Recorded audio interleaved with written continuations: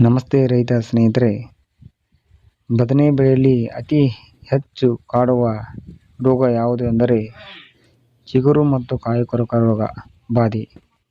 ಈ ರೋಗ ಬಾಧೆಯು ವರ್ಷದ ಎಲ್ಲ ದಿನಗಳಲ್ಲಿ ಮತ್ತು ಬದನೆ ಗಿಡದ ನಾಟಿಯಿಂದ ಕೊನೆಯ ಅಂದರೆ ಕಾಯಿ ಕೀಳುವಾಗಲೂ ಸಹಿತ ಈ ಬಾಧೆಯು ಕಾಡುತ್ತದೆ. ಈ ರೋಗ ಹೇಗೆ ಬರ್ತದೆ ಎಂದರೆ ಒಂದು ಬಿಳಿ ಪತಂಗದಿಂದ ಈ ರೋಗ ಬರ್ತದೆ.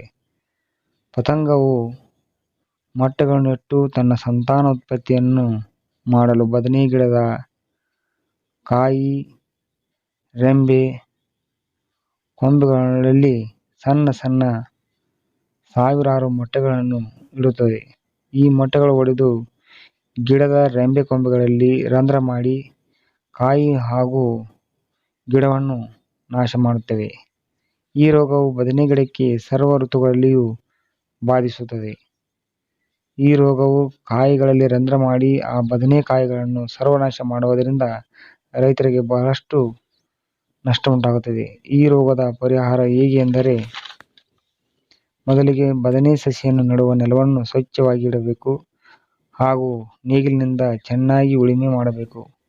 ಬದನೆ ಬೆಳೆಯಲ್ಲಿ ಅಂತರ ಬೆಳೆಯಾಗಿ ಕೊತ್ತಂಬರಿ ಬೆಳೆಯನ್ನು ಬೆಳೆಯುವುದರ ಮುಖಾಂತರ ಹಾಗೂ ಬದನೆ ಬೆಳೆಯುವ ಪ್ರದೇಶದಲ್ಲಿ 4 ದಿಕ್ಕುಗಳಲ್ಲಿ ಹೊಲದ ಕೊನೆಯ ಸಾಲಿನಲ್ಲಿ ಚೆಂಡು ಹೂವನ್ನು ಬೆಳೆಯುವುದರ ಮುಖಾಂತರ ಈ ರೋಗ ಬಾಧೆಯನ್ನು ತಡೆಗಟ್ಟಬಹುದಾಗಿದೆ.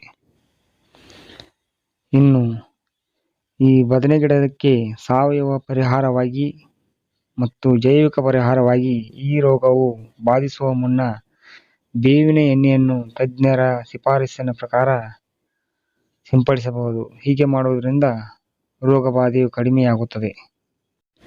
ಬದನೆಕಾಯಿ ಕೊರಕ ಮತ್ತು ಚಿಗುರು ಒಣಗುವಿಕೆಯ ತಡೆಗಟ್ಟಲು ತಜ್ಞರ ಶಿಫಾರಸಿನ ಮುಖಾಂತರ ಸಿಂಜೆಂಟಾ ರವರ ಕರಾಟೆ ಎನ್ನುವ ಔಷಧಿಯನ್ನು ಸಿಂಪಡಿಸಬಹುದು.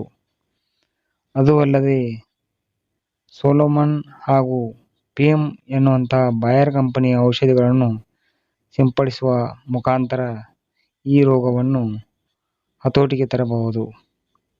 ಅದು ಅಲ್ಲದೆ ಕೊರಾಜಿನ್ ಔಷಧಿಯನ್ನು ಸಿಂಪಡಣೆ ಮಾಡುವುದರ ಮುಖಾಂತರ ಈ ರೋಗ ಬಾಧೆಯನ್ನು ತಡೆಗಟ್ಟಬಹುದಾಗಿದೆ. ರೈತ ಸ್ನೇಹಿತರೆ, ಯಾವುದೇ ಬೆಳೆಗೆ ಆಗಲಿ ರಾಸಾಯನಿಕ ಗೊಬ್ಬರ ಮತ್ತು ಔಷಧಿಗಳನ್ನು ಸಿಂಪಡಿಸುವಾಗ ತಜ್ಞರ ಶಿಫಾರಸಿನ ಮುಖಾಂತರವೇ ಆ ಸಸ್ಯಗಳಿಗೆ ಔಷಧಿಯನ್ನು ಸಿಂಪಡಿಸುವುದು ಸೂಕ್ತವಾಗಿದೆ. ಧನ್ಯವಾದಗಳು ಸ್ನೇಹಿತರೆ.